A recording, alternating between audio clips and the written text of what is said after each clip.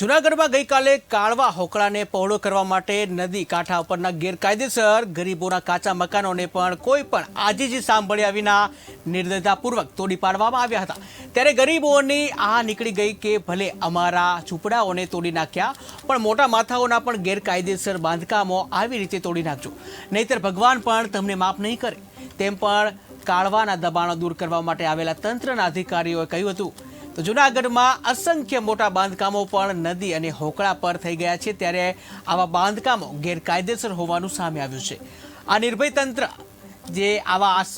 જે અસામયોને કશું કહી શકે તેમ નથી, તો તેવી ચર્ચાઓ પણ દબાણ હટાવવાની કામગીરી દરમિયાન થઈ રહી હતી। હાલ તો કાળવાના નદી પરના દબાણો દૂર કરવા માટેની જે ઝુંબેશ દરમિયાન 7 થી 8 જેટલા ગરીબોના કાચા મકાનો તોડી પાડ્યા છે, અને આ ગરીબ પરિવારના લોકો હાલ ઘર વિહોણા બની ગયા છે।